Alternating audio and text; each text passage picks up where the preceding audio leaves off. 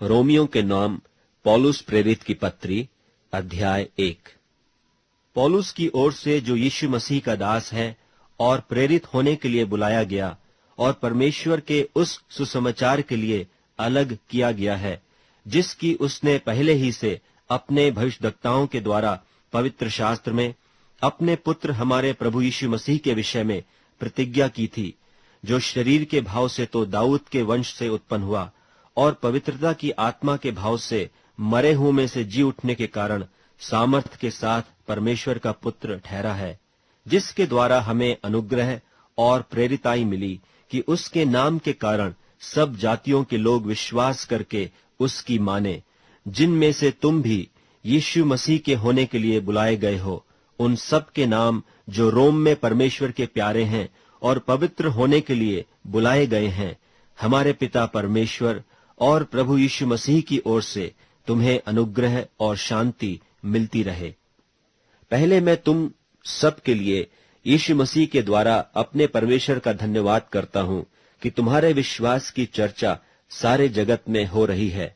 परमेश्वर, जिसकी सेवा मैं अपनी आत्मा से उसके पुत्र के सुसमाचार के विषय में करता हूँ, वही मेरा गवाह है कि मैं तुम्हें किस प्रकार लगातार स्मरण करता रहता हूँ और नित्य अपनी प्रार्थनाओं में विनती करता हूँ कि किसी रीति से अब भी तुम्हारे पास आने को मेरी यात्रा परमेश्वर की इच्छा से सफल हो, क्योंकि मैं तुमसे मिलने की लालसा करता हूँ कि मैं तुम्हें कोई आत्मिक वरदान दूं जिससे तुम स्थिर हो जाओ, अर्थात यह कि मैं तुम्हारे बीच में होकर तुम्हारे साथ उस विश्वास के द्वारा जो मुझ में और तुम में है शांति पाऊं। और हे भाइयों, मैं नहीं चाहता कि तुम इससे अनजान रहो कि मैंने बार बार तुम्हारे पास आना चाहा कि जैसा मुझे और अन्य जातियों में फल मिला वैसा ही तुम में भी मिले, परंतु अब तक रुका रहा। मैं यूनानियों और अन्य भाषियों का और बुद्धिमानों और निर्बुद्धियों का कर्जदार हूं।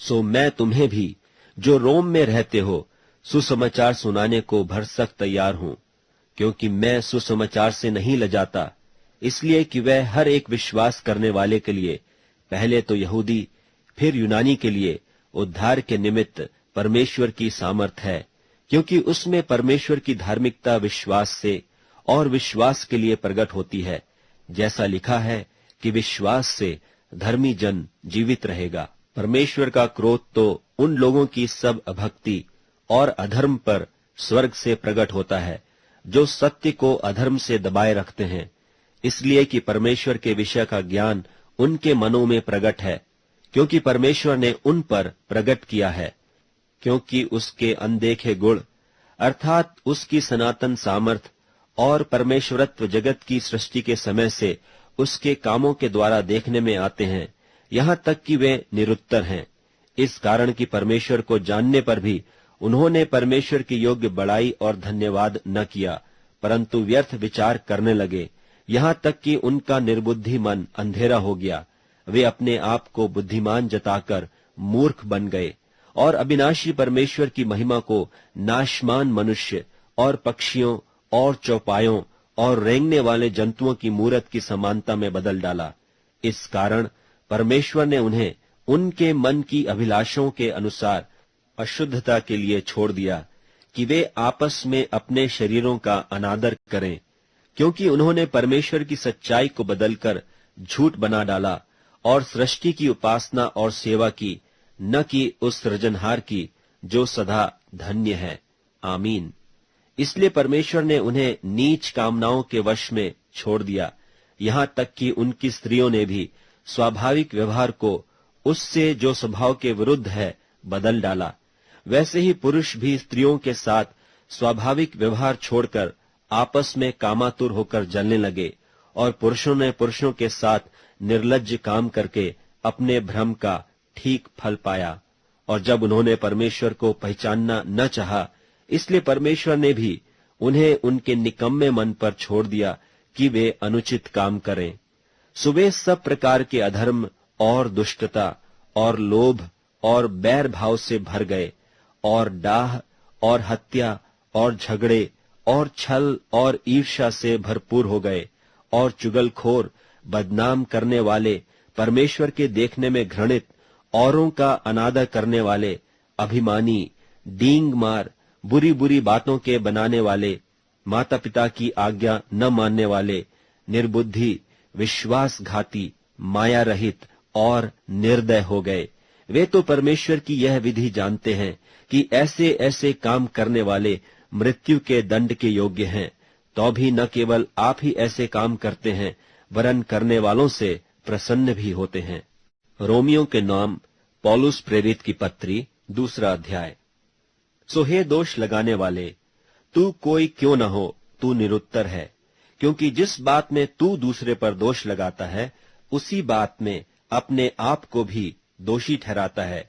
इसलिए कि तू जो दोष लगाता है, आप ही वही काम करता है।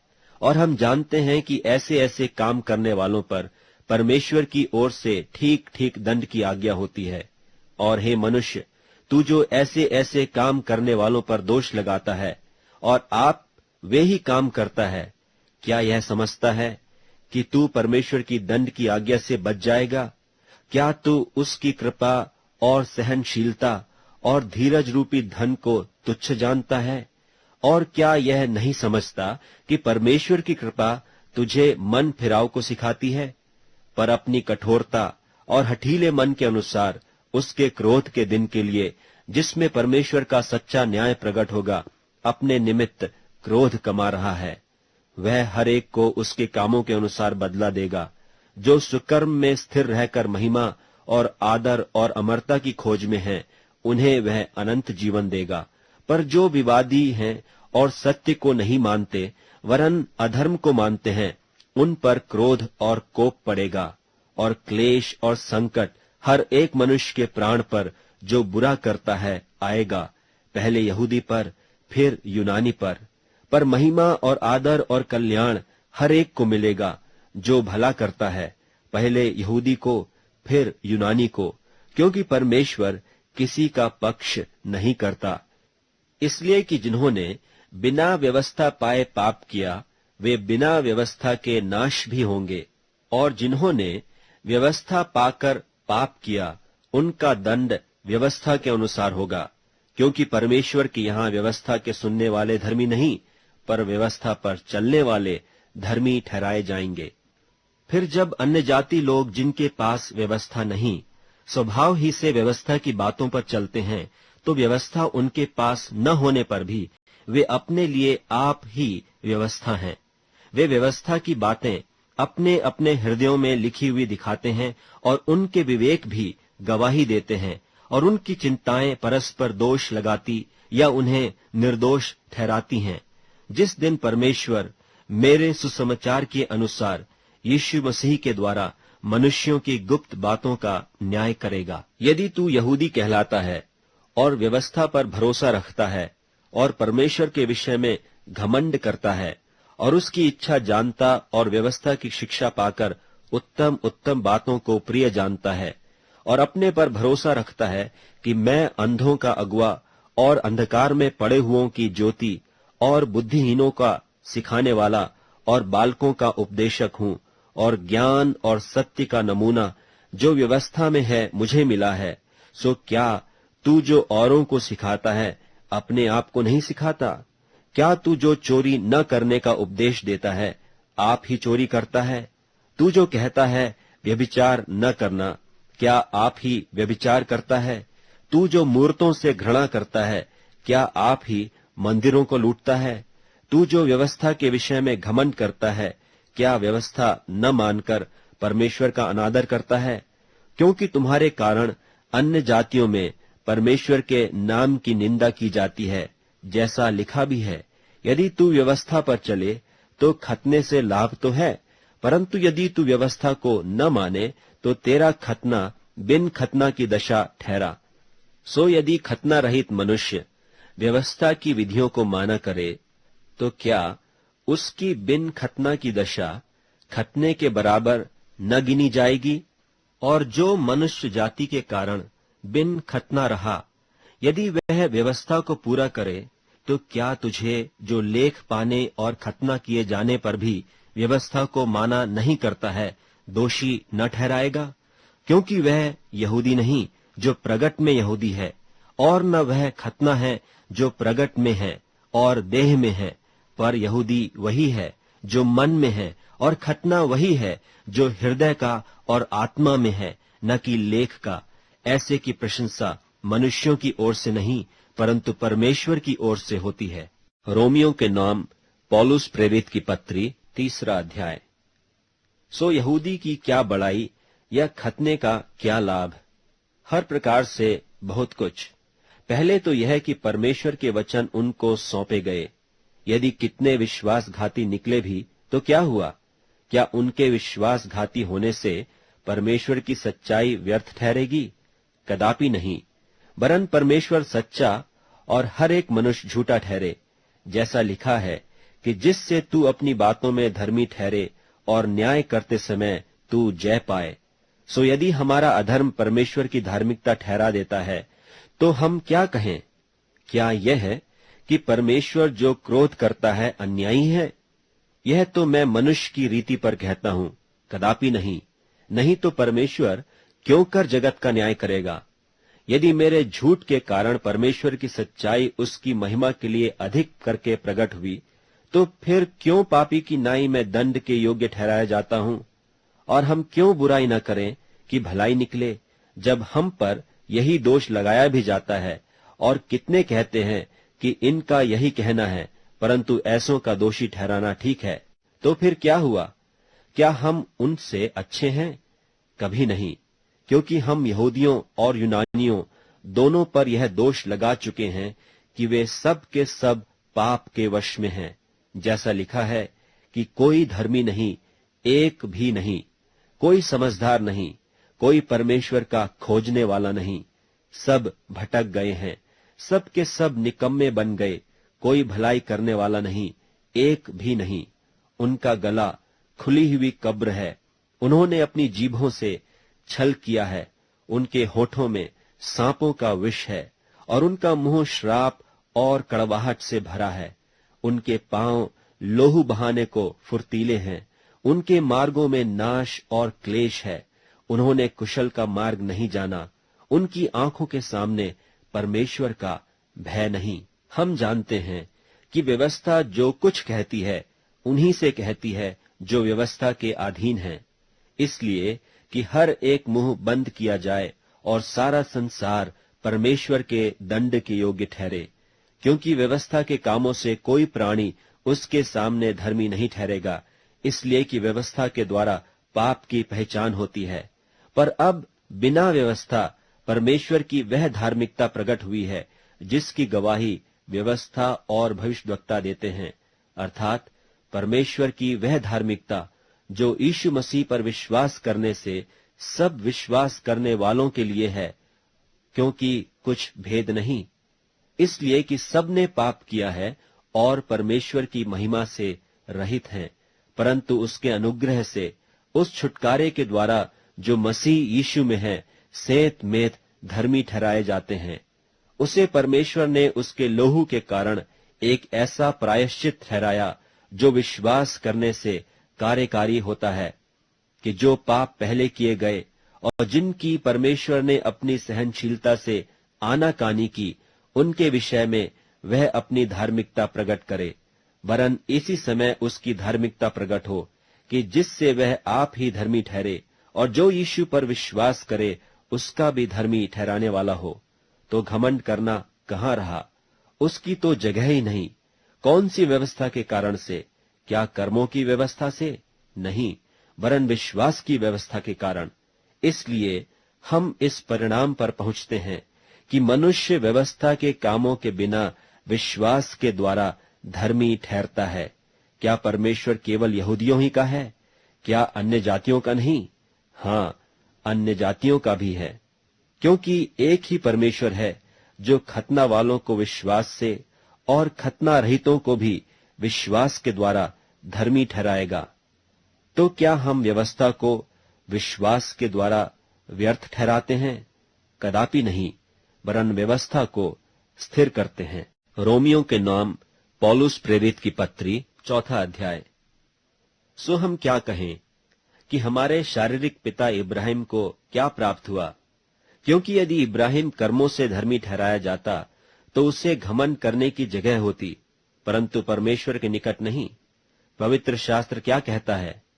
यह कि इब्राहिम ने परमेश्वर पर विश्वास किया और यह उसके लिए धार्मिकता गिना गया। काम करने वाले की मजदूरी देना दान नहीं परंतु हक समझा जाता है। परंतु जो काम नहीं करता वरन भक्तिहीन के धर्मी ठहराने वाले पर विश्वास करता है, उसका विश्वास उसके लिए धार्मिकता गिना जाता है। जिसे परमेश्वर बिना कर्मों के धर्मी ठहराता है, उसे दाऊद भी धन्य कहता है कि धन्य वे हैं जिनके अधर्म क्षमा हुए और जिनके पाप ढांपे गए। धन्य है वह मनुष्य जिसे परमेश्वर पापी न ठहराए। तो यह धन्य कहना क्या खतना वालों ही के लिए है या खतना रहितों के लिए भी? हम यह कहते हैं कि इब्राहिम के लिए उसका विश्वास धार्मिकता गिना गया। तो वह क्यों कर गिना गया? खतने की दशा में या बिना खतने की दशा में? खतने की दशा में नहीं परंतु बिना खतने की दशा में। और उसने खतने का चिन्ह पाया कि उस विश्वास की धार्मिकता पर छाप हो जाए जो उसने बिना खतने की दशा में रखा था, जिससे वह उन सब का पिता ठहरे जो बिना खतने की दशा में विश्वास करते हैं, और कि वे भी धर्मी ठहरें। और उन खतना किए हुओं का पिता हो जो न केवल खतना किए हुए हैं परंतु हमारे पिता इब्राहिम के उस विश्वास की लीक पर भी चलते हैं जो उसने बिन खतने की दशा में किया था। क्योंकि यह प्रतिज्ञा कि वह जगत का वारिस होगा न इब्राहिम को न उसके वंश को व्यवस्था के द्वारा दी गई थी परंतु विश्वास की धार्मिकता के द्वारा मिली। क्योंकि यदि व्यवस्था वाले वारिस हैं तो विश्वास व्यर्थ और प्रतिज्ञा निष्फल ठहरी। व्यवस्था तो क्रोध उपजाती है और जहां व्यवस्था नहीं वहां उसका टालना भी नहीं। इसी कारण वह विश्वास के द्वारा मिलती है कि अनुग्रह की रीति पर हो, कि प्रतिज्ञा सब वंश के लिए दृढ़ हो, न कि केवल उसके लिए जो व्यवस्था वाला है वरन उनके लिए भी जो इब्राहिम के समान विश्वास वाले हैं। वही तो हम सब का पिता है। जैसा लिखा है कि मैंने तुझे बहुत सी जातियों का पिता ठहराया है। उस परमेश्वर के सामने जिस पर उसने विश्वास किया और जो मरे हुओं को जिलाता है और जो बातें हैं ही नहीं उनका नाम ऐसा लेता है कि मानो वे हैं। उसने निराशा में भी आशा रखकर विश्वास किया, इसलिए कि उस वचन के अनुसार कि तेरा वंश ऐसा होगा, वह बहुत सी जातियों का पिता हो। और वह जो 100 वर्ष का था अपने मरे हुए से शरीर और सारा के गर्भ की मरी हुई किसी दशा जानकर भी विश्वास में निर्बल न हुआ और न अविश्वासी होकर परमेश्वर की प्रतिज्ञा पर संदेह किया, पर विश्वास में दृढ़ होकर परमेश्वर की महिमा की और निश्चय जाना कि जिस बात की उसने प्रतिज्ञा की है वह उसे पूरी करने को भी सामर्थी है। इस कारण यह उसके लिए धार्मिकता गिना गया। और यह वचन कि विश्वास उसके लिए धार्मिकता गिना गया न केवल उसी के लिए लिखा गया वरन हमारे लिए भी, जिनके लिए विश्वास धार्मिकता गिना जाएगा, अर्थात हमारे लिए जो उस पर विश्वास करते हैं जिसने हमारे प्रभु यीशु को मरे हुओं में से जिलाया। वह हमारे अपराधों के लिए पकड़वाया गया और हमारे धर्मी ठहरने के लिए जिलाया भी गया। रोमियों के नाम पौलुस प्रेरित की पत्री 5वां अध्याय। सो जब हम विश्वास से धर्मी ठहरे तो अपने प्रभु यीशु मसीह के द्वारा परमेश्वर के साथ मेल रखें, जिसके द्वारा विश्वास के कारण उस अनुग्रह तक जिसमें हम बने हैं हमारी पहुंच भी हुई, और परमेश्वर की महिमा की आशा पर घमंड करें। केवल यही नहीं वरन हम क्लेशों में भी घमंड करें, यही जानकर कि क्लेश से धीरज और धीरज से खरा निकलना और खरे निकलने से आशा उत्पन्न होती है। और आशा से लज्जा नहीं होती, क्योंकि पवित्र आत्मा जो हमें दिया गया है उसके द्वारा परमेश्वर का प्रेम हमारे मन में डाला गया है। क्योंकि जब हम निर्बल ही थे तो मसीह ठीक समय पर भक्तिहीनों के लिए मरा। किसी धर्मी जन के लिए कोई मरे यह तो दुर्लभ है, परंतु क्या जाने किसी भले मनुष्य के लिए कोई मरने का भी हियाव करे। परंतु परमेश्वर हम पर अपने प्रेम की भलाई इस रीति से प्रकट करता है कि जब हम पापी ही थे तभी मसीह हमारे लिए मरा। सो जबकि हम अब उसके लहू के कारण धर्मी ठहरे, तो उसके द्वारा क्रोध से क्यों न बचेंगे? क्योंकि बैरी होने की दशा में तो उसके पुत्र की मृत्यु के द्वारा हमारा मेल परमेश्वर के साथ हुआ, फिर मेल हो जाने पर उसके जीवन के कारण हम उद्धार क्यों न पाएंगे? और केवल यही नहीं, परंतु हम अपने प्रभु यीशु मसीह के द्वारा, जिसके द्वारा हमारा मेल हुआ है, परमेश्वर के विषय में घमंड भी करते हैं। इसलिए जैसा एक मनुष्य के द्वारा पाप जगत में आया और पाप के द्वारा मृत्यु आई, और इस रीति से मृत्यु सब मनुष्यों में फैल गई, इसलिए कि सबने पाप किया। क्योंकि व्यवस्था के दिए जाने तक पाप जगत में तो था, परंतु जहां व्यवस्था नहीं वहां पाप गिना नहीं जाता। तो भी आदम से लेकर मूसा तक मृत्यु ने उन लोगों पर भी राज्य किया जिन्होंने उस आदम के अपराध की नाई, जो उस आने वाले का चिन्ह है, पाप न किया। पर जैसा अपराध की दशा है वैसी अनुग्रह के वरदान की नहीं, क्योंकि जब एक मनुष्य के अपराध से बहुत लोग मरे, तो परमेश्वर का अनुग्रह और उसका जो दान एक मनुष्य के अर्थात यीशु मसीह के अनुग्रह से हुआ, बहुतेरे लोगों पर अवश्य ही अधिकाई से हुआ। और जैसा एक मनुष्य के पाप करने का फल हुआ, वैसा ही दान की दशा नहीं, क्योंकि एक ही के कारण दंड की आज्ञा का फैसला हुआ, परंतु बहुतेरे अपराधों से ऐसा वरदान उत्पन्न हुआ कि लोग धर्मी ठहरे। क्योंकि जब एक मनुष्य के अपराध के कारण मृत्यु ने उस एक ही के द्वारा राज्य किया, तो जो लोग अनुग्रह और धर्म रूपी वरदान बहुतायत से पाते हैं, वे एक मनुष्य के अर्थात यीशु मसीह के द्वारा अवश्य ही अनंत जीवन में राज्य करेंगे। इसलिए जैसा एक अपराध सब मनुष्यों के लिए दंड की आज्ञा का कारण हुआ, वैसा ही एक धर्म का काम भी सब मनुष्यों के लिए जीवन के निमित्त धर्मी ठहराए जाने का कारण हुआ। क्योंकि जैसा एक मनुष्य के आज्ञा न मानने से बहुत लोग पापी ठहरे, वैसे ही एक मनुष्य के आज्ञा मानने से बहुत लोग धर्मी ठहरेंगे। और व्यवस्था बीच में आ गई कि अपराध बहुत हो, परंतु जहां पाप बहुत हुआ, वहां अनुग्रह उससे भी कहीं अधिक हुआ। कि जैसा पाप ने मृत्यु फैलाते हुए राज्य किया, वैसा ही हमारे प्रभु यीशु मसीह के द्वारा अनुग्रह भी अनंत जीवन के लिए धर्मी ठहराते हुए राज्य करे। रोमियों के नाम पौलुस प्रेरित की पत्री 6वां अध्याय। सो हम क्या कहें? क्या हम पाप करते रहें कि अनुग्रह बहुत हो? कदापि नहीं। हम जब पाप के लिए मर गए तो फिर आगे को उसमें क्यों कर जीवन बिताएं? क्या तुम नहीं जानते कि हम जितनों ने मसीह यीशु का बपतिस्मा लिया, तो उसके मृत्यु का बपतिस्मा लिया? सो उस मृत्यु का बपतिस्मा पाने से हम उसके साथ गाड़े गए, ताकि जैसे मसीह पिता की महिमा के द्वारा मरे हुओं में से जिलाया गया, वैसे ही हम भी नए जीवन की सी चाल चलें। क्योंकि यदि हम उसकी मृत्यु की समानता में उसके साथ जुट गए हैं, तो निश्चय उसके जी उठने की समानता में भी जुट जाएंगे। क्योंकि हम जानते हैं कि हमारा पुराना मनुष्यत्व उसके साथ क्रूस पर चढ़ाया गया, ताकि पाप का शरीर व्यर्थ हो जाए, ताकि हम आगे को पाप के दासत्व में न रहें। क्योंकि जो मर गया वह पाप से छूटकर धर्मी ठहरा। सो यदि हम मसीह के साथ मर गए, तो हमारा विश्वास यह है कि उसके साथ जिएंगे भी। क्योंकि यह जानते हैं कि मसीह मरे हुओं में से जी उठकर फिर मरने का नहीं, उस पर फिर मृत्यु की प्रभुता नहीं होने की।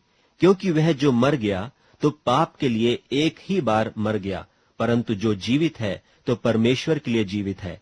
ऐसे ही तुम भी अपने आप को पाप के लिए तो मरा, परंतु परमेश्वर के लिए मसीह यीशु में जीवित समझो। इसलिए पाप तुम्हारे मरणहार शरीर में राज्य न करे कि तुम उसकी लालसाओं के अधीन रहो, और न अपने अंगों को अधर्म के हथियार होने के लिए पाप को सौंपो, पर अपने आप को मरे हुओं में से जी उठा हुआ जानकर परमेश्वर को सौंपो, और अपने अंगों को धर्म के हथियार होने के लिए परमेश्वर को सौंपो।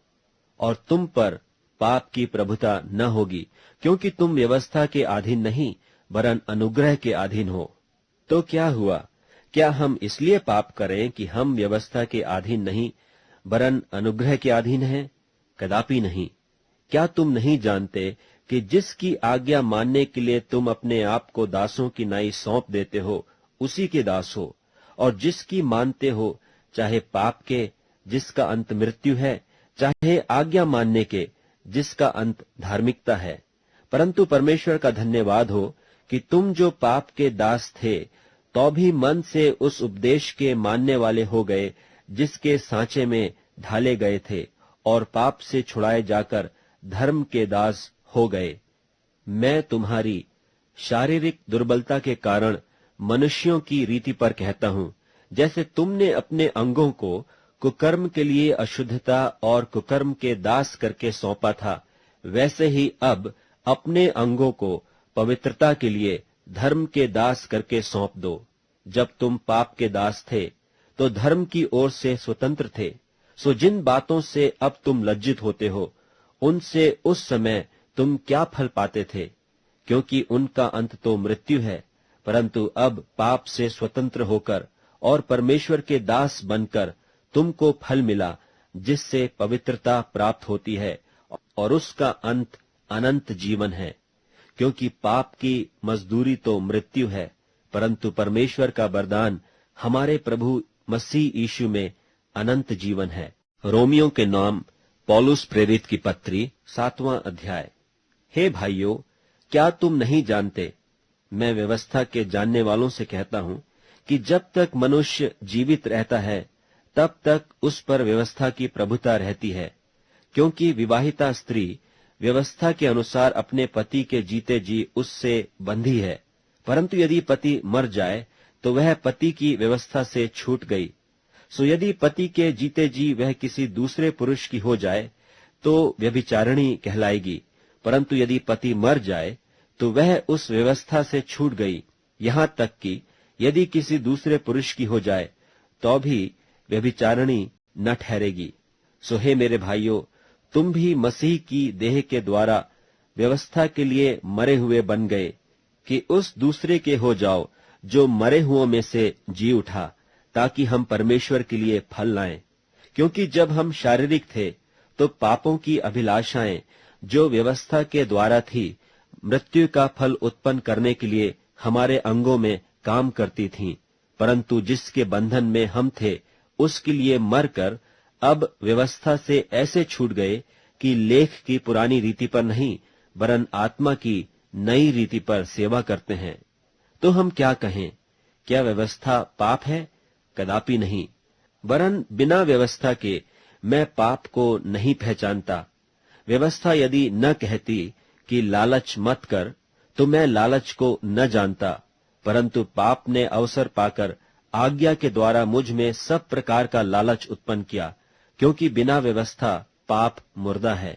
मैं तो व्यवस्था बिना पहले जीवित था, परंतु जब आज्ञा आई तो पाप जी गया और मैं मर गया। और वही आज्ञा जो जीवन के लिए थी, मेरे लिए मृत्यु का कारण ठहरी, क्योंकि पाप ने अवसर पाकर आज्ञा के द्वारा मुझे बहकाया और उसी के द्वारा मुझे मार भी डाला। इसलिए व्यवस्था पवित्र है और आज्ञा भी ठीक और अच्छी है। तो क्या वह जो अच्छी थी मेरे लिए मृत्यु ठहरी? कदापि नहीं, परंतु पाप उस अच्छी वस्तु के द्वारा मेरे लिए मृत्यु का उत्पन्न करने वाला हुआ, कि उसका पाप होना प्रकट हो और आज्ञा के द्वारा पाप बहुत ही पाप में ठहरे। क्योंकि हम जानते हैं कि व्यवस्था तो आत्मिक है, परंतु मैं शारीरिक और पाप के हाथ बिका हुआ हूं। और जो मैं करता हूं उसको नहीं जानता, क्योंकि जो मैं चाहता हूं वह नहीं किया करता, परंतु जिससे मुझे घृणा आती है वही करता हूं। और यदि जो मैं नहीं चाहता वही करता हूं, तो मैं मान लेता हूं कि व्यवस्था भली है। तो ऐसी दशा में उसका करने वाला मैं नहीं, वरन पाप है जो मुझ में बसा हुआ है। क्योंकि मैं जानता हूं कि मुझ में अर्थात मेरे शरीर में कोई अच्छी वस्तु वास नहीं करती, इच्छा तो मुझ में है, परंतु भले काम मुझसे बन नहीं पड़ते, क्योंकि जिस अच्छे काम की मैं इच्छा करता हूँ वह तो नहीं करता, परंतु जिस बुराई की इच्छा नहीं करता वही किया करता हूँ। परंतु यदि मैं वही करता हूँ जिसकी इच्छा नहीं करता, तो उसका करने वाला मैं न रहा, परंतु पाप जो मुझ में बसा हुआ है। सो मैं यह व्यवस्था पाता हूँ कि जब भलाई करने की इच्छा करता हूँ तो बुराई मेरे पास आती है, क्योंकि मैं भीतरी मनुष्यत्व से तो परमेश्वर की व्यवस्था से बहुत प्रसन्न रहता हूँ, परंतु मुझे अपने अंगों में दूसरे प्रकार की व्यवस्था दिखाई पड़ती है, जो मेरी बुद्धि की व्यवस्था से लड़ती है और मुझे पाप की व्यवस्था की बंधन में डालती है, जो मेरे अंगों में है। मैं कैसा अभागा मनुष्य हूँ! मुझे इस मृत्यु की देह से कौन छुड़ाएगा? मैं अपने प्रभु यीशु मसीह के द्वारा परमेश्वर का धन्यवाद करता हूँ। निदान मैं आप बुद्धि से तो परमेश्वर की व्यवस्था का, परंतु शरीर से पाप की व्यवस्था का सेवन करता हूँ। रोमियों के नाम पौलुस प्रेरित की पत्री 8वां अध्याय। सो अब जो मसीह यीशु में हैं, उन पर दंड की आज्ञा नहीं, क्योंकि वे शरीर के अनुसार नहीं वरन आत्मा के अनुसार चलते हैं। क्योंकि जीवन की आत्मा की व्यवस्था ने मसीह यीशु में मुझे पाप की और मृत्यु की व्यवस्था से स्वतंत्र कर दिया। क्योंकि जो काम व्यवस्था शरीर के कारण दुर्बल होकर न कर सकी, उसको परमेश्वर ने किया, अर्थात अपने ही पुत्र को पापमय शरीर की समानता में और पाप के बलिदान होने के लिए भेजकर शरीर में पाप पर दंड की आज्ञा दी, इसलिए कि व्यवस्था की विधि हम में जो शरीर के अनुसार नहीं वरन आत्मा के अनुसार चलते हैं पूरी की जाए। क्योंकि शारीरिक व्यक्ति शरीर की बातों पर मन लगाते हैं, परंतु आध्यात्मिक आत्मा की बातों पर मन लगाते हैं। शरीर पर मन लगाना तो मृत्यु है, परंतु आत्मा पर मन लगाना जीवन और शांति है। क्योंकि शरीर पर मन लगाना तो परमेश्वर से बैर रखना है, क्योंकि न तो परमेश्वर की व्यवस्था के अधीन है और न हो सकता है। और जो शारीरिक दशा में हैं, वे परमेश्वर को प्रसन्न नहीं कर सकते। परंतु जबकि परमेश्वर का आत्मा तुम में बसता है, तो तुम शारीरिक दशा में नहीं परंतु आत्मिक दशा में हो। यदि किसी में मसीह का आत्मा नहीं, तो वह उसका जन नहीं। और यदि मसीह तुम में है, तो देह पाप के कारण मरी हुई है, परंतु आत्मा धर्म के कारण जीवित है। और यदि उसी का आत्मा जिसने यीशु को मरे हुओं में से जिलाया तुम में बसा हुआ है, तो जिसने मसीह को मरे हुओं में से जिलाया, वह तुम्हारी मरणहार देहों को भी अपने आत्मा के द्वारा जो तुम में बसा हुआ है जिलाएगा। सो हे भाइयों, हम शरीर के कर्जदार नहीं, ताकि शरीर के अनुसार दिन काटें। क्योंकि यदि तुम शरीर के अनुसार दिन काटोगे तो मरोगे, यदि आत्मा से देह की क्रियाओं को मारोगे तो जीवित रहोगे। इसलिए कि जितने लोग परमेश्वर के आत्मा के चलाए चलते हैं, वे ही परमेश्वर के पुत्र हैं। क्योंकि तुमको दासत्व की आत्मा नहीं मिली कि फिर भयभीत हो, परंतु लेपालकपन की आत्मा मिली है, जिससे हम हे अब्बा, हे पिता कहकर पुकारते हैं।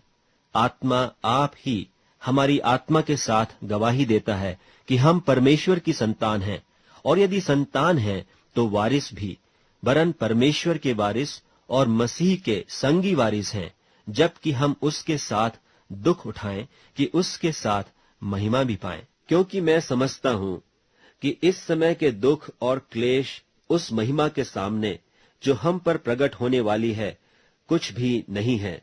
क्योंकि सृष्टि बड़ी आशा भरी दृष्टि से परमेश्वर के पुत्रों के प्रकट होने की बाट जो रही है। क्योंकि सृष्टि अपनी इच्छा से नहीं, पर अधीन करने वाले की ओर से व्यर्थता के अधीन इस आशा से की गई कि सृष्टि भी आप ही विनाश के दासत्व से छुटकारा पाकर परमेश्वर की संतानों की महिमा की स्वतंत्रता प्राप्त करेगी।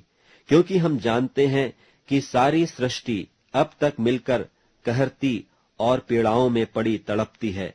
और केवल वही नहीं, पर हम भी, जिनके पास आत्मा का पहला फल है, आप ही अपने में कहरते हैं और लेपालक होने की अर्थात अपनी देह के छुटकारे की बाट जोहते हैं।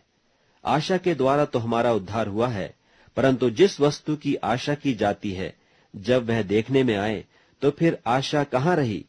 क्योंकि जिस वस्तु को कोई देख रहा है उसकी क्या आशा करेगा, परंतु जिस वस्तु को हम नहीं देखते यदि उसकी आशा रखते हैं तो धीरज से उसकी बाट जोहते भी हैं। इसी रीति से आत्मा भी हमारी दुर्बलता में सहायता करता है, क्योंकि हम नहीं जानते कि प्रार्थना किस रीति से करना चाहिए, परंतु आत्मा आप ही ऐसी आहें भर भर कर जो बयान से बाहर है हमारे लिए विनती करता है। और मनों का जांचने वाला जानता है कि आत्मा की मनसा क्या है, क्योंकि वह पवित्र लोगों के लिए परमेश्वर की इच्छा के अनुसार विनती करता है। और हम जानते हैं कि जो लोग परमेश्वर से प्रेम रखते हैं उनके लिए सब बातें मिलकर भलाई ही को उत्पन्न करती हैं, अर्थात उन्हीं के लिए जो उसकी इच्छा के अनुसार बुलाए हुए हैं। क्योंकि जिन्हें उसने पहले से जान लिया है उन्हें पहले से ठहराया भी है कि उसके पुत्र के स्वरूप में हो, ताकि वह बहुत भाइयों में पहलौठा ठहरे। फिर जिन्हें उसने पहले से ठहराया उन्हें बुलाया भी, और जिन्हें बुलाया उन्हें धर्मी भी ठहराया है, और जिन्हें धर्मी ठहराया उन्हें महिमा भी दी है। सो हम इन बातों के विषय में क्या कहें? यदि परमेश्वर हमारी ओर है तो हमारा विरोधी कौन हो सकता है? जिसने अपने निज पुत्र को भी न रख छोड़ा परंतु उसे हम सब के लिए दे दिया, वह उसके साथ हमें और सब कुछ क्यों कर न देगा? परमेश्वर के चुने हुओं पर दोष कौन लगाएगा? परमेश्वर वह है जो उनको धर्मी ठहराने वाला है। फिर कौन है जो दंड की आज्ञा देगा? मसीह वह है जो मर गया, वरन मुर्दों में से जी भी उठा, और परमेश्वर की दाहिनी ओर है, और हमारे लिए निवेदन भी करता है। कौन हमको मसीह के प्रेम से अलग करेगा? क्या क्लेश या संकट या उपद्रव या अकाल या नंगाई या जोखिम या तलवार? जैसा लिखा है कि तेरे लिए हम दिन भर घात किए जाते हैं, हम बध होने वाली भेड़ों की नाई गिने गए हैं। परंतु इन सब बातों में हम उसके द्वारा जिसने हमसे प्रेम किया है जैवन से भी बढ़कर हैं। क्योंकि मैं निश्चय जानता हूं कि न मृत्यु न जीवन न स्वर्गदूत न प्रधानताएं न वर्तमान न भविष्य न सामर्थ न ऊंचाई न गहराई और न कोई और सृष्टि हमें परमेश्वर के प्रेम से जो हमारे प्रभु मसीह यीशु में है अलग कर सकेगी। रोमियो के नाम पौलुस प्रेरित की पत्री 9वां अध्याय। मैं मसीह में सच कहता हूं, झूठ नहीं बोलता, और मेरा विवेक भी पवित्र आत्मा में गवाही देता है कि मुझे बड़ा शोक है और मेरा मन सदा दुखता रहता है, क्योंकि मैं यहाँ तक चाहता था कि अपने भाइयों के लिए जो शरीर के भाव से मेरे कुटुंबी हैं आप ही मसीह से शापित हो जाता। वे इस्राएली हैं और लेपालकपन का हक और महिमा और वाचाएं और व्यवस्था और उपासना और प्रतिज्ञाएं उन्हीं की हैं।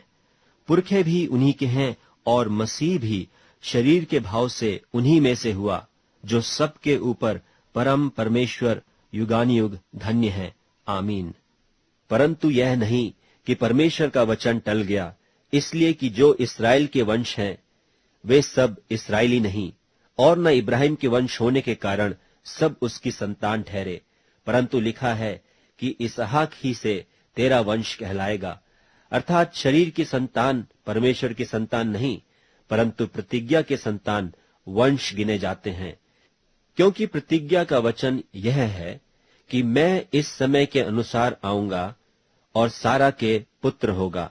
और केवल यही नहीं, परंतु जब रिबका भी एक से अर्थात हमारे पिता इसहाक से गर्भवती थी और अभी तक न तो बालक जन्मे थे और न उन्होंने कुछ भला या बुरा किया था, कि उसने कहा कि जेठा छुटके का दास होगा, इसलिए कि परमेश्वर की मनसा जो उसके चुन लेने के अनुसार है, कर्मों के कारण नहीं परंतु बुलाने वाले पर बनी रहे। जैसा लिखा है कि मैंने याकूब से प्रेम किया परंतु एसो को अप्रिय जाना। सो हम क्या कहें? क्या परमेश्वर के यहाँ अन्याय है? कदापि नहीं, क्योंकि वह मूसा से कहता है, मैं जिस किसी पर दया करना चाहूं उस पर दया करूंगा, और जिस किसी पर कृपा करना चाहूं उसी पर कृपा करूंगा। सो यह न तो चाहने वाले की न दौड़ने वाले की परंतु दया करने वाले परमेश्वर की बात है। क्योंकि पवित्र शास्त्र में फिरौन से कहा गया कि मैंने तुझे इसीलिए खड़ा किया है कि तुझ में अपनी सामर्थ दिखाऊं और मेरे नाम का प्रचार सारी पृथ्वी पर हो। सो वह जिस पर चाहता है उस पर दया करता है और जिसे चाहता है उसे कठोर कर देता है। सो तू मुझसे कहेगा, वह फिर क्यों दोष लगाता है? कौन उसकी इच्छा का सामना करता है? हे मनुष्य, भला तू कौन है जो परमेश्वर का सामना करता है? क्या गढ़ी हुई वस्तु गढ़ने वाले से कह सकती है कि तूने मुझे ऐसा क्यों बनाया है? क्या कुम्हार को मिट्टी पर अधिकार नहीं कि एक ही लौंदे में से एक बर्तन आदर के लिए और दूसरे को अनादर के लिए बनाए? तो इसमें कौन सी अचंभे की बात है कि परमेश्वर ने अपना क्रोध दिखाने और अपने सामर्थ प्रकट करने की इच्छा से क्रोध के बर्तनों की जो विनाश के लिए तैयार किए गए थे बड़े धीरज से सही, और दया के बर्तनों पर जिन्हें उसने महिमा के लिए पहले से तैयार किया अपने महिमा के धन को प्रकट करने की इच्छा की, अर्थात हम पर, जिन्हें उसने न केवल यहूदियों में से वरन अन्य जातियों में से भी बुलाया, जैसा वह होशे की पुस्तक में भी कहता है कि जो मेरी प्रजा न थी उन्हें मैं अपनी प्रजा कहूंगा, और जो प्रिया न थी उसे प्रिया कहूंगा। और ऐसा होगा कि जिस जगह में उनसे यह कहा गया था कि तुम मेरी प्रजा नहीं हो, उसी जगह वे जीवते परमेश्वर की संतान कहलाएंगे।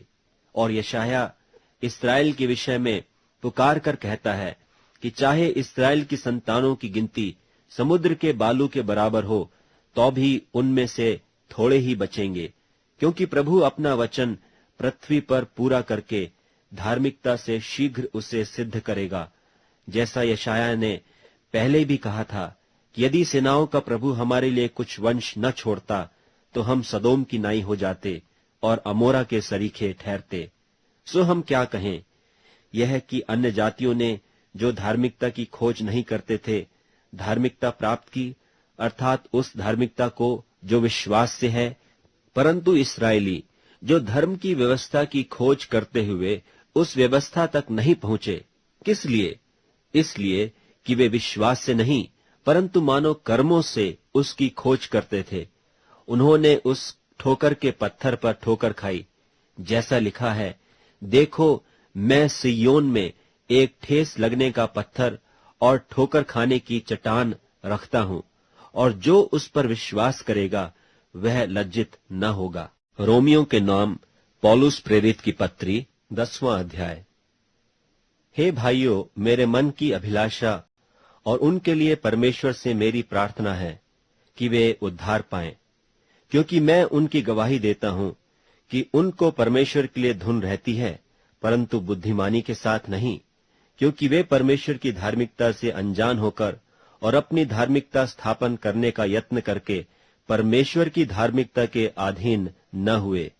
क्योंकि हर एक विश्वास करने वाले के लिए धार्मिकता के निमित्त मसीही व्यवस्था का अंत है, क्योंकि मूसा ने यह लिखा है कि जो मनुष्य उस धार्मिकता पर जो व्यवस्था से है चलता है वह इसी कारण जीवित रहेगा, परंतु जो धार्मिकता विश्वास से है वह यूं कहती है कि तू अपने मन में यह न कहना कि स्वर्ग पर कौन चढ़ेगा, अर्थात मसीह को उतार लाने के लिए, या गहराओं में कौन उतरेगा, अर्थात मसीह को मरे हुओं में से जिलाकर ऊपर लाने के लिए, परंतु क्या कहती है?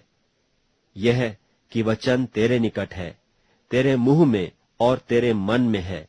यह वही विश्वास का वचन है जो हम प्रचार करते हैं कि यदि तू अपने मुंह से यीशु को प्रभु जानकर अंगीकार करे और अपने मन से विश्वास करे कि परमेश्वर ने उससे मरे हुओं में से जिलाया, तो तू निश्चय उद्धार पाएगा। क्योंकि धार्मिकता के लिए मन से विश्वास किया जाता है और उद्धार के लिए मुंह से अंगीकार किया जाता है।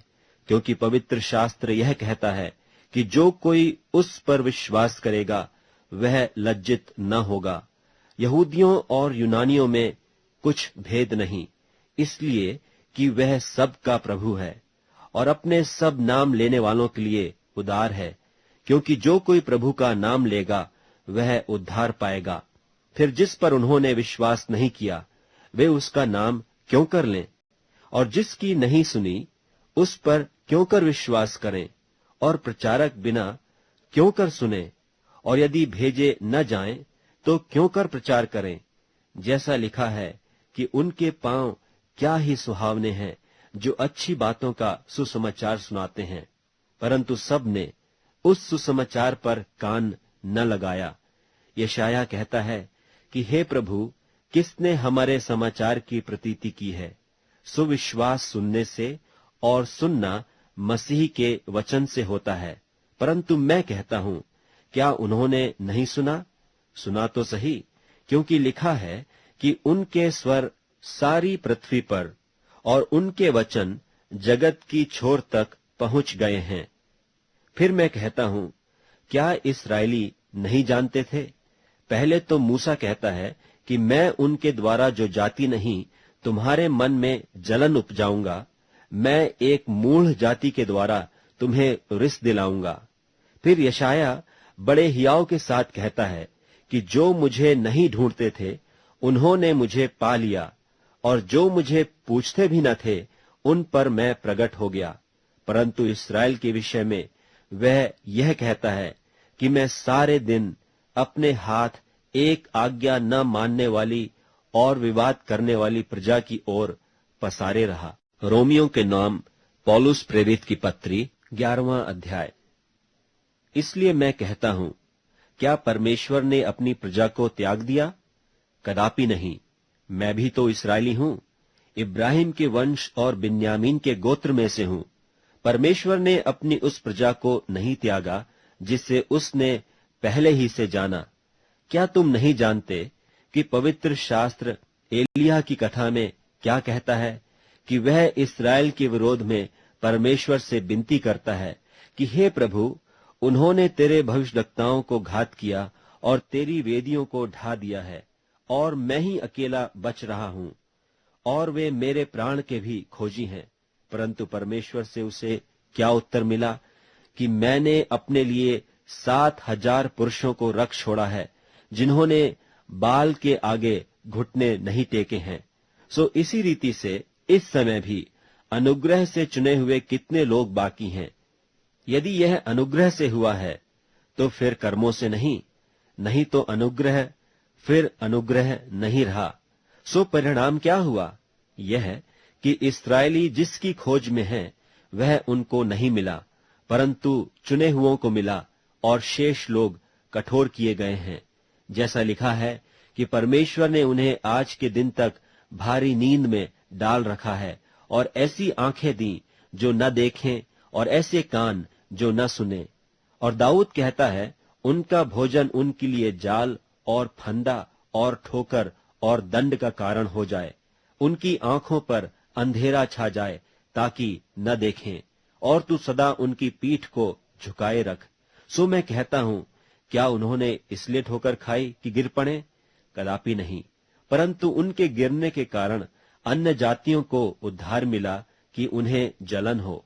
सो यदि उनका गिरना जगत के लिए धन और उनकी घटी अन्य जातियों के लिए संपत्ति का कारण हुआ, तो उनकी भरपूरी से कितना न होगा। मैं तुम अन्य जातियों से यह बातें कहता हूं, जबकि मैं अन्य जातियों के लिए प्रेरित हूं, तो मैं अपनी सेवा की बड़ाई करता हूं, ताकि किसी रीति से मैं अपने कुटुंबियों से जलन करवाकर उनमें से कई एक का उद्धार कराऊं। क्योंकि जबकि उनका त्याग दिया जाना जगत के मिलाप का कारण हुआ, तो क्या उनका ग्रहण किया जाना मरे हुओं में से जी उठने के बराबर न होगा? जब भेंट का पहला पेड़ा पवित्र ठहरा, तो पूरा गुंधा हुआ आटा भी पवित्र है, और जब जड़ पवित्र ठहरी, तो डालियां भी ऐसी ही हैं। और यदि कई एक डाली तोड़ दी गई और तू जंगली जलपाई होकर उनमें साटा गया और जलपाई की जड़ की चिकनाई का भागी हुआ है, तो डालियों पर घमंड न करना। और यदि तू घमंड करे तो जान रख कि तू जड़ को नहीं, परंतु जड़ तुझे संभालती है। फिर तू कहेगा, डालियां इसलिए तोड़ी गईं कि मैं साटा जाऊं। भला वे तो अविश्वास के कारण तोड़ी गई, परंतु तू विश्वास से बना रहता है। इसलिए अभिमानी न हो, परंतु भय कर, क्योंकि जब परमेश्वर ने स्वाभाविक डालियां न छोड़ी तो तुझे भी न छोड़ेगा। इसलिए परमेश्वर की कृपा और कड़ाई को देख। जो गिर गए उन पर कड़ाई, परंतु तुझ पर कृपा। यदि तू उसमें बना रहे, नहीं तो तू भी काट डाला जाएगा। और वे भी यदि अविश्वास में न रहें तो साटे जाएंगे, क्योंकि परमेश्वर उन्हें फिर साट सकता है। क्योंकि यदि तू उस जलपाई से जो स्वभाव से जंगली है काटा गया और स्वभाव के विरुद्ध अच्छी जलपाई में साटा गया, तो ये जो स्वाभाविक डालियां हैं अपने ही जलपाई में साटे क्यों न जाएंगे। हे भाइयों, कहीं ऐसा ना हो कि तुम अपने आप को बुद्धिमान समझ लो। इसलिए मैं नहीं चाहता कि तुम इस भेद से अनजान रहो कि जब तक अन्य जातियां पूरी रीति से प्रवेश न कर लें, तब तक इस्राएल का एक भाग ऐसा ही कठोर रहेगा, और इस रीति से सारा इस्राएल उद्धार पाएगा। जैसा लिखा है कि छुड़ाने वाला सिय्योन से आएगा और अभक्ति को याकूब से दूर करेगा, और उनके साथ मेरी यही वाचा होगी, जबकि मैं उनके पापों को दूर कर दूंगा। वे सुसमाचार के भाव से तो तुम्हारे बैरी हैं, परंतु चुन लिए जाने के भाव से बाप दादों के प्यारे हैं, क्योंकि परमेश्वर अपने वरदानों से और बुलाहट से कभी पीछे नहीं हटता। क्योंकि जैसे तुमने पहले परमेश्वर की आज्ञा न मानी, परंतु अभी उनके आज्ञा न मानने से तुम पर दया हुई, वैसे ही उन्होंने भी अब आज्ञा न मानी कि तुम पर जो दया होती है, इससे उन पर भी दया हो। क्योंकि परमेश्वर ने सबको आज्ञा न मानने के कारण बंद कर रखा, ताकि वह सब पर दया करे। आहा, परमेश्वर का धन और बुद्धि और ज्ञान क्या ही गंभीर है। उसके विचार कैसे अथाह और उसके मार्ग कैसे अगम हैं।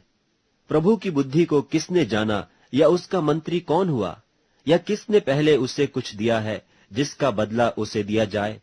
क्योंकि उसकी ओर से और उसी के द्वारा और उसी के लिए सब कुछ है, उसकी महिमा युगानुयुग होती रहे। आमीन।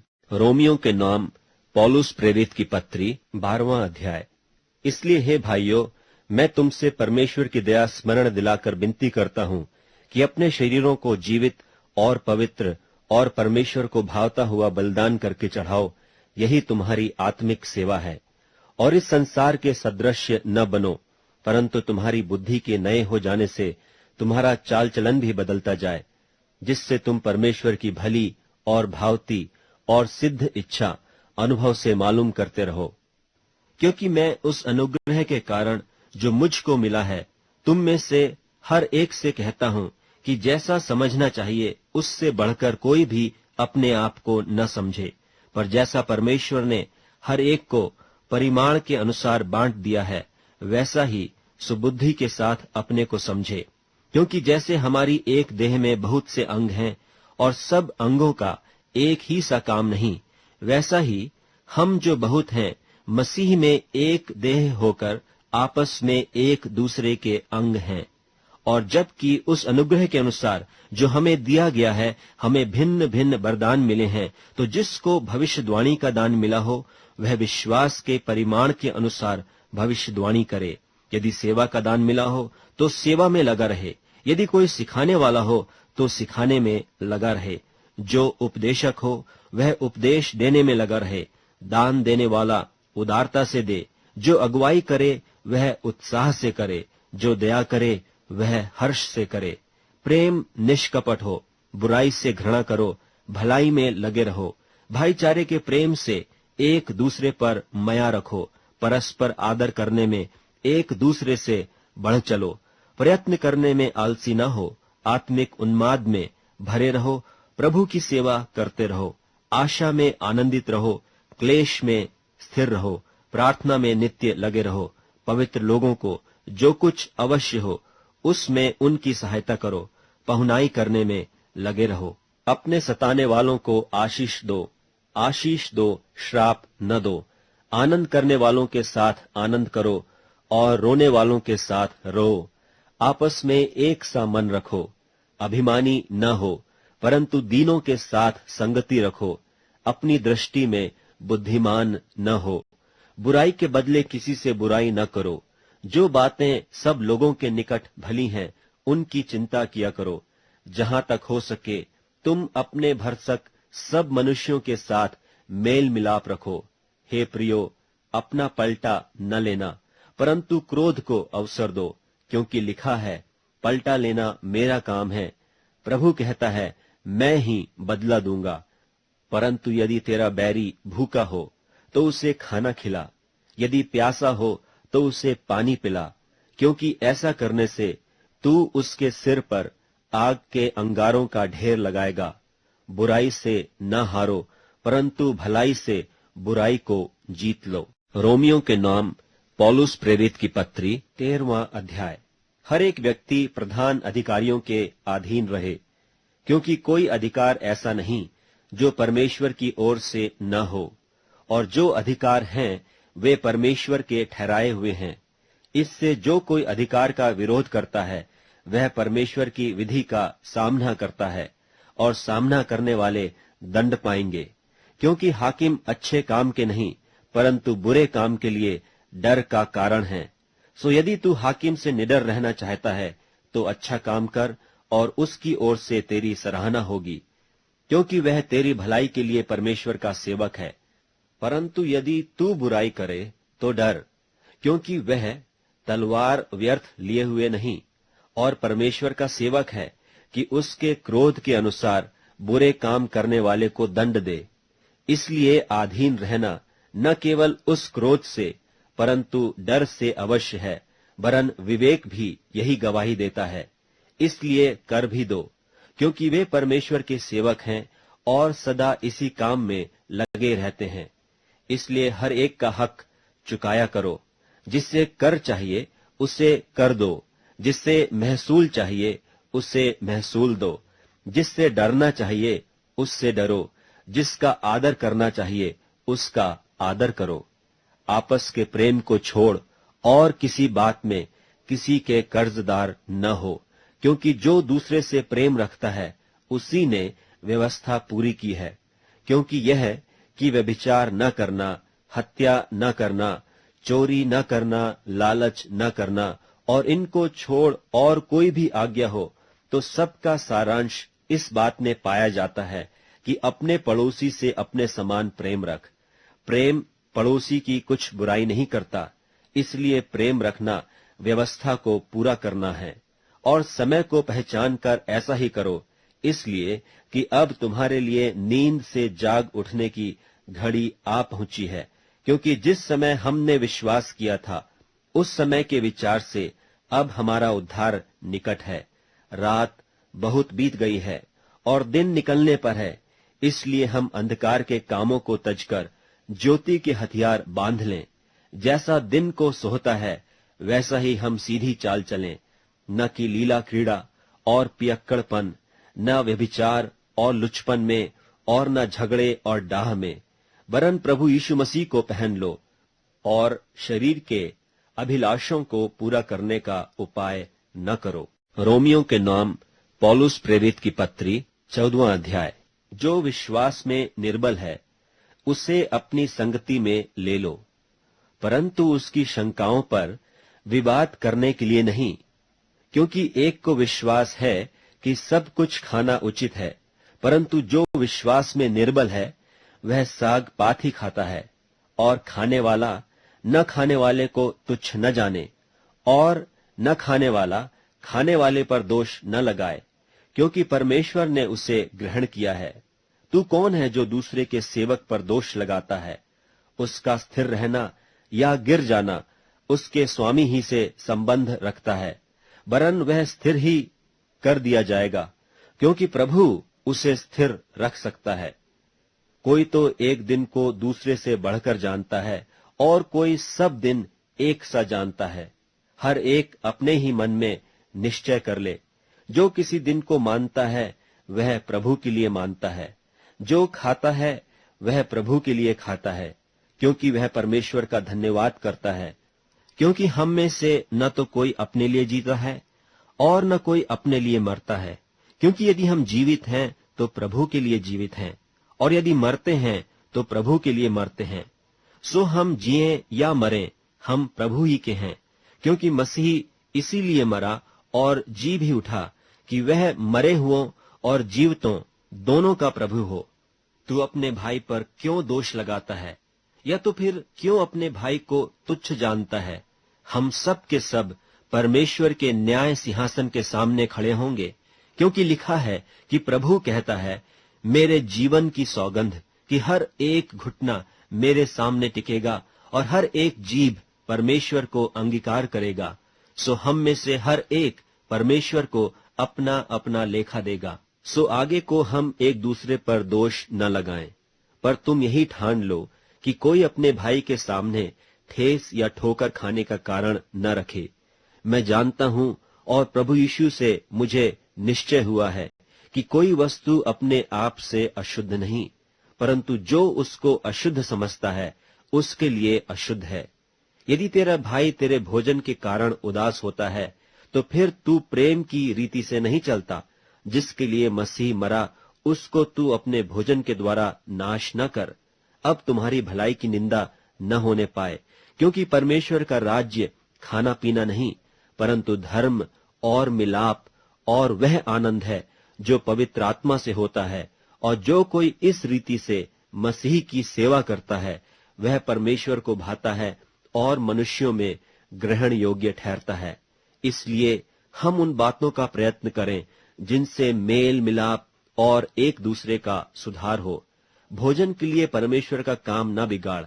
सब कुछ शुद्ध तो है, परंतु उस मनुष्य के लिए बुरा है जिसको उसके भोजन करने से ठोकर लगती है। भला तो यह है कि तू न मांस खाए और न दाखरस पिए, न और कुछ ऐसा करे जिससे तेरा भाई ठोकर खाए। तेरा जो विश्वास हो उससे परमेश्वर के सामने अपने ही मन में रख। धन्य है वह जो उस बात में जिसे वह ठीक समझता है अपने आप को दोषी नहीं ठहराता, परंतु जो संदेह करके खाता है वह दंड के योग्य ठहर चुका, क्योंकि वह निश्चय धारणा से नहीं खाता, और जो कुछ विश्वास से नहीं वह पाप है। रोमियों के नाम पौलुस प्रेरित की पत्री 15वां अध्याय। निदान हम बलवानों को चाहिए कि निर्बलों की निर्बलताओं को सहें, न कि अपने आप को प्रसन्न करें। हम में से हर एक अपने पड़ोसी को उसकी भलाई के लिए सुधारने के निमित्त प्रसन्न करे, क्योंकि मसीह ने अपने आप को प्रसन्न नहीं किया। पर जैसा लिखा है कि तेरे निंदकों की निंदा मुझ पर आ पड़ी। जितनी बातें पहले से लिखी गईं, वे हमारी ही शिक्षा के लिए लिखी गई हैं, कि हम धीरज और पवित्र शास्त्र की शांति के द्वारा आशा रखें। और धीरज और शांति का दाता परमेश्वर तुम्हें यह वरदान दे कि मसीह यीशु के अनुसार आपस में एक मन रहो, ताकि तुम एक मन और एक मुंह होकर हमारे प्रभु यीशु मसीह के पिता परमेश्वर की बड़ाई करो। इसलिए जैसा मसीह ने भी परमेश्वर की महिमा के लिए तुम्हें ग्रहण किया है, वैसे ही तुम भी एक दूसरे को ग्रहण करो। मैं कहता हूं कि जो प्रतिज्ञाएं बाप दादों को दी गई थीं, उन्हें दृढ़ करने के लिए मसीह परमेश्वर की सच्चाई का प्रमाण देने के लिए खतना किए हुए लोगों का सेवक बना। और अन्य जाति भी दया के कारण परमेश्वर की बड़ाई करें, जैसा लिखा है कि इसलिए मैं जाति जाति में तेरा धन्यवाद करूंगा और तेरे नाम के भजन गाऊंगा। फिर कहा है, हे जाति जाति के सब लोगों, उसकी प्रजा के साथ आनंद करो। और फिर हे जाति जाति के सब लोगों, प्रभु की स्तुति करो। और हे राज्य राज्य के सब लोगों, उसे सराहो। और फिर यशायाह कहता है कि यिशै की एक जड़ प्रकट होगी और अन्य जातियों का हाकिम होने के लिए एक उठेगा। उस पर अन्य जातियां आशा रखेंगी। सो परमेश्वर जो आशा का दाता है, तुम्हें विश्वास करने में सब प्रकार के आनंद और शांति से परिपूर्ण करे, कि पवित्र आत्मा की सामर्थ्य से तुम्हारी आशा बढ़ती जाए। हे मेरे भाइयों, मैं आप भी तुम्हारे विषय में निश्चय जानता हूं कि तुम भी आप ही भलाई से भरे और ईश्वरीय ज्ञान से भरपूर हो और एक दूसरे को चिता सकते हो। तो भी मैंने कहीं कहीं याद दिलाने के लिए तुम्हें जो बहुत हियाव करके लिखा, यह उस अनुग्रह के कारण हुआ जो परमेश्वर ने मुझे दिया है कि मैं अन्य जातियों के लिए मसीह यीशु का सेवक होकर परमेश्वर के सुसमाचार की सेवा याजक की नाई करूं, जिससे अन्य जातियों का मानो चढ़ाया जाना पवित्र आत्मा से पवित्र बनकर ग्रहण किया जाए। सो उन बातों के विषय में जो परमेश्वर से संबंध रखती हैं, मैं मसीह यीशु में बड़ाई कर सकता हूं, क्योंकि उन बातों को छोड़ मुझे और किसी बात के विषय में कहने का हियाव नहीं, जो मसीह ने अन्य जातियों की अधीनता के लिए वचन और कर्म और चिन्हों और अद्भुत कामों की सामर्थ्य से और पवित्र आत्मा की सामर्थ्य से मेरे ही द्वारा किए, यहां तक कि मैंने यरूशलेम से लेकर चारों ओर इल्लुरिकुम तक मसीह के सुसमाचार का पूरा पूरा प्रचार किया। पर मेरे मन की उमंग यह है कि जहां जहां मसीह का नाम नहीं लिया गया, वहीं सुसमाचार सुनाऊं। ऐसा न हो कि दूसरे की नेव पर घर बनाऊं, परंतु जैसा लिखा है वैसा ही हो कि जिन्हें उसका सुसमाचार नहीं पहुंचा वे ही देखेंगे, और जिन्होंने नहीं सुना वे ही समझेंगे। इसीलिए मैं तुम्हारे पास आने से बार बार रुका रहा, परंतु अब मुझे इन देशों में और जगह नहीं रही, और बहुत वर्षों से मुझे तुम्हारे पास आने की लालसा है। इसलिए जब इस्पानिया को जाऊंगा तो तुम्हारे पास होता हुआ जाऊंगा, क्योंकि मुझे आशा है कि उस यात्रा में तुमसे भेंट करूं, और जब तुम्हारी संगति से मेरा जी कुछ भर जाए तो तुम मुझे कुछ दूर आगे पहुंचा दो। परंतु अभी तो पवित्र लोगों की सेवा करने के लिए यरूशलेम को जाता हूं, क्योंकि मकिदुनिया और अखिया के लोगों को यह अच्छा लगा कि यरूशलेम के पवित्र लोगों के कंगालों के लिए कुछ चंदा करें। अच्छा तो लगा, परंतु वे उनके कर्जदार भी हैं, क्योंकि यदि अन्य जाति उनकी आत्मिक बातों में भागी हुए तो उन्हें भी उचित है कि शारीरिक बातों में उनकी सेवा करें। सो मैं यह काम पूरा करके और उनको यह चंदा सौंपकर तुम्हारे पास होता हुआ इस्पानिया को जाऊंगा, और मैं जानता हूं कि जब मैं तुम्हारे पास आऊंगा तो मसीह की पूरी आशीष के साथ आऊंगा। और हे भाइयों, मैं यीशु मसीह का जो हमारा प्रभु है और पवित्र आत्मा के प्रेम का स्मरण दिलाकर तुमसे विनती करता हूं कि मेरे लिए परमेश्वर से प्रार्थना करने में मेरे साथ मिलकर लौलीन रहो, कि मैं यहूदिया के अविश्वासियों से बचा रहूं, और मेरी वह सेवा जो यरूशलेम के लिए है पवित्र लोगों को भाए, और मैं परमेश्वर की इच्छा से तुम्हारे पास आनंद के साथ आकर तुम्हारे साथ विश्राम पाऊं। शांति का परमेश्वर तुम सबके साथ रहे। आमीन। रोमियों के नाम पौलुस प्रेरित की पत्री, 16वां अध्याय। मैं तुमसे फीबे की, जो हमारी बहन और किंख्रिया की कलीसिया की सेविका है, विनती करता हूं कि तुम जैसा कि पवित्र लोगों को चाहिए उसे प्रभु में ग्रहण करो, और जिस किसी बात में उसको तुमसे प्रयोजन हो उसकी सहायता करो, क्योंकि वह भी बहुतों की वरन मेरी भी उपकारिणी हुई है। प्रिस्का और अक्विला को, जो यीशु में मेरे सहकर्मी हैं, नमस्कार। उन्होंने मेरे प्राण के लिए अपना ही सिर दे रखा था, और केवल मैं ही नहीं वरन अन्य जातियों की सारी कलीसियाएं भी उनका धन्यवाद करती हैं, और उस कलीसिया को भी नमस्कार जो उनके घर में है। मेरे प्रिय इपैनितुस को, जो मसीह के लिए आसिया का पहला फल है, नमस्कार। मरियम को, जिसने तुम्हारे लिए बहुत परिश्रम किया, नमस्कार। अंद्रुनिकुस और यूनियास को, जो मेरे कुटुंबी हैं और मेरे साथ कैद हुए थे और प्रेरितों में नामी हैं और मुझसे पहले मसीह में हुए थे, नमस्कार। अम्प्लियातुस को, जो प्रभु में मेरा प्रिय है, नमस्कार। उर्बानुस को, जो मसीह में हमारा सहकर्मी है, और मेरे प्रिय इस्तखुस को नमस्कार। अपिल्लेस को, जो मसीह में खरा निकला, नमस्कार। अरिस्तुबुलुस के घराने को नमस्कार। मेरे कुटुंबी हेरोदियोन को नमस्कार। नरकिस्सुस के घराने के जो लोग प्रभु में हैं, उनको नमस्कार। त्रुफैना और त्रुफोसा को, जो प्रभु में परिश्रम करती हैं, नमस्कार।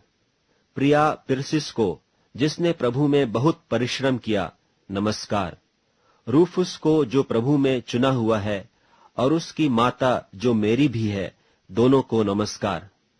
असुक्रितुस और फिलगोन और हिमस और पत्रुबास और हिमांस और उनके साथ के भाइयों को नमस्कार। फिलुलुगुस और यूलिया और नेरियुस और उसकी बहन और उलुम्पास और उनके साथ के सब पवित्र लोगों को नमस्कार। आपस में पवित्र चुंबन से नमस्कार करो। तुमको मसीह की सारी कलीसियाओं की ओर से नमस्कार। अब हे भाइयों, मैं तुमसे विनती करता हूं कि जो लोग उस शिक्षा के विपरीत जो तुमने पाई है फूट पड़ने और ठोकर खाने के कारण होते हैं, उन्हें ताड़ लिया करो और उनसे दूर रहो, क्योंकि ऐसे लोग हमारे प्रभु मसीह की नहीं परंतु अपने पेट की सेवा करते हैं और चिकनी चुपड़ी बातों से सीधे सादे मन के लोगों को बहका देते हैं। तुम्हारे आज्ञा मानने की चर्चा सब लोगों में फैल गई है, इसलिए मैं तुम्हारे विषय में आनंद करता हूं। परंतु मैं यह चाहता हूं कि तुम भलाई के लिए बुद्धिमान परंतु बुराई के लिए भोले बने रहो। शांति का परमेश्वर शैतान को तुम्हारे पांव से शीघ्र कुचलवा देगा। हमारे प्रभु यीशु मसीह का अनुग्रह तुम पर होता रहे। तिमुथियुस मेरे सहकर्मी का और लूकियुस और यासोन और सोसी पत्रुस मेरे कुटुंबियों का तुमको नमस्कार। मुझ पत्री के लिखने वाले तिर्तियुस का प्रभु में तुमको नमस्कार। गयुस का, जो मेरी और कलीसिया का पहुनाई करने वाला है, उसका तुम्हें नमस्कार। इरास्तुस, जो नगर का भंडारी है, और भाई क्वार्तुस का तुमको नमस्कार। अब जो तुमको मेरे सुसमाचार अर्थात यीशु मसीह के विषय के प्रचार के अनुसार स्थिर कर सकता है, उस भेद के प्रकाश के अनुसार जो सनातन से छिपा रहा परंतु अब प्रकट होकर सनातन परमेश्वर की आज्ञा से भविष्यद्वक्ताओं की पुस्तकों के द्वारा सब जातियों को बताया गया है कि वे विश्वास से आज्ञा मानने वाले हो जाएं। उसी अद्वैत बुद्धिमान परमेश्वर की यीशु मसीह के द्वारा युगानुयुग महिमा होती रहे। आमीन।